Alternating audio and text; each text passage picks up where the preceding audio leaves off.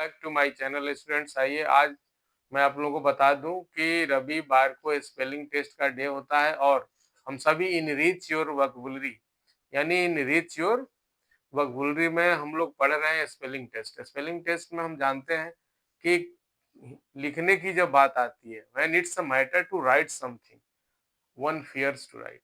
जब लिखने की बात आती है तो आदमी डर जाता है कि मैं क्या लिखूं, कैसे लिखूं, स्पेलिंग तो आ नहीं रहा है, क्योंकि बोला कुछ और जाता है और लिखा कुछ और जाता है। तो इसीलिए मैंने सोचा कि कुछ बच्चों के मैं देख रहा हूं कि स्पेलिंग बहुत ही त्रुटि हो रही है, एरर फ्री बच्चे नहीं लिख रहे हैं। तो इसीलिए इस क्लास को प्रारंभ किया गया है ताकि हमारे बच्चों का वोकैब जो है स्ट्रांग हो जाए, स्पेलिंग ठीक हो जाए। तो टेस्ट और स्पेलिंग में आइए, फर्स्ट क्लास में हम लोग 25 सीख लिए, दूसरे क्लास में हम लोग 26 से शुरू कर रहे हैं, ठीक है ना। तो compulsory, do you know the spelling of compulsory? COMPULSORY, compulsory.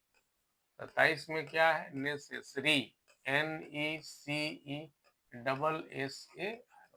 ठीक है ना। उसके बाद से ओकेजन, OCCASION, ठीक है ना। उसके बाद है अपॉर्चुनिटी, OPPORTUNITY, अपॉर्चुनिटी, ठीक है ना। उसके बाद से आपको क्या है? आपको कंपल्सरी हो गया, नेसेसरी हो गया, ओकेजन हो गया, अपॉर्चुनिटी हो गया, ठीक है ना। अब आइए क्रिसमस, CHRISTMAS, ठीक है ना। क्रिसमस हो गया। उसके बाद क्या पढ़ेंगे हम लोग? कौन सा वर्ड लिखेंगे जो हमें डिफिकल्ट लगता है, बच्चों को डिफिकल्ट लगता है, ठीक है ना। तो अराइवल, ARRIVAL, ठीक है ना। उसके बाद असाइनमेंट, ASSIGNMENT, असाइनमेंट, ठीक है ना। अब उसके नीचे हम लोग लिखते हैं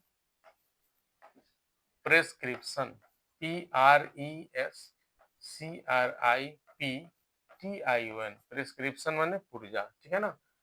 अब 34 नंबर है, कौन सा वर्ड? 34 छोड़ देता हूँ, ऊपर ले चलता हूँ इसको, ठीक है ना। 8 गाती है। तो आइए हम लोग देखते हैं अब 34। 34 में हम लोग देखते हैं 40 के स्पेलिंग में अक्सर हमारे बच्चे गलती कर देते हैं। 40 मीन्स 40, ठीक है ना। अब 35 में हम लोग देखते हैं कि 35 में हम लोग और इस स्पेलिंग को कैसे लिखेंगे, ठीक है ना। तो इंटेरोगेटिव, INTERROGATIV, ठीक है ना। फिर उसके बाद हम देखते हैं जज, JUDGE, ठीक है ना। जज के बाद हम देखते हैं लॉज, ठीक है। लॉज के बाद हम लोग देखते हैं कि कुछ ऐसे शब्द है ग्रेजुएट, GRADUATE, ठीक है ना। ग्रेजुएट हम लोग कैसे लिखेंगे? फिर रजिस्ट्रार कैसे लिखेंगे? REGISTRAR, कुल सचिव, ठीक है ना। रजिस्ट्रार के बाद हम लोग आगे जो लिखते हैं चांसलर कैसे लिखेंगे? CHANCELLOR, ठीक है ना।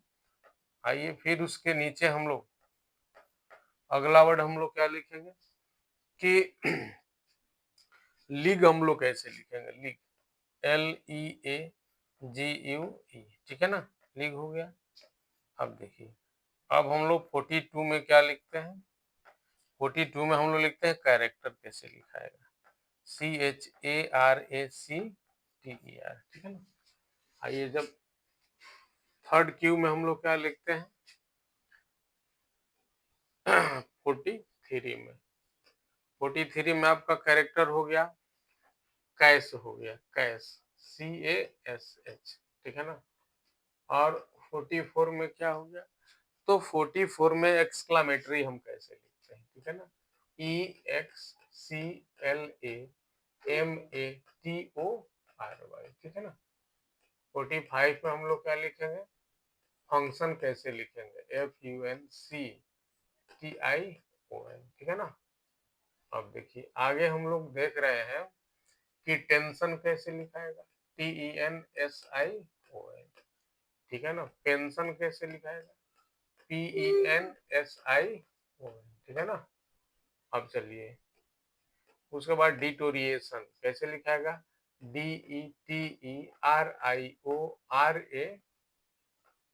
डिटोरिएट, DETERIORATE, डिटोरिएट मैंने हरास होना, पढ़ाई का हरास होना, मानसिक स्थिति का हरास होना, ठीक है ना। अब चलिए डिटोरिएट, उसके बाद है आपको बिनाइन, BENIGN, ठीक है ना। 50 में एग्नी है, AGONY, एग्नी मीन्स पीड़ा। तो students we should know the correct spelling of every difficult. अगर हम जान लेते हैं तो बहुत आसानी से हमें इंग्लिश लिखने में कोई डर नहीं होगा। डर कब आता है दिमाग पर? जब हमें करेक्ट स्पेलिंग नहीं मालूम है, बर्तनी सही नहीं मालूम है शब्दों का लिखने के लिए, तो हम डर जाते हैं, कॉन्फिडेंस का हमारे अंदर अभाव हो जाता है, हमारी कलमें नहीं चलती है और हम हिलने डुलने लगते हैं। So students, I ensure you that and try to establish confidence in your mind to write something very very confidently। तो आप इसको जान लीजिए और इसे एकदम स्पष्ट होकर लिखिए, शब्दों का विस्तार कीजिए। एक चीज मैं आप लोगों को टेक्निकल बातें बता दूं कि if you are going to study English medium, you should know, if you are a student of class 10th, you should have the word stock of 26,000 words and their meaning. If you are the student of class 10th and reading through English medium, you should have the stock of 26,000 words and their meaning and their usage in sentences. Then you can read, write and speak fluently। यही बात है इसमें, तो ये सब चीज जान रहे हैं आप, बहुत अच्छा आपके लिए है।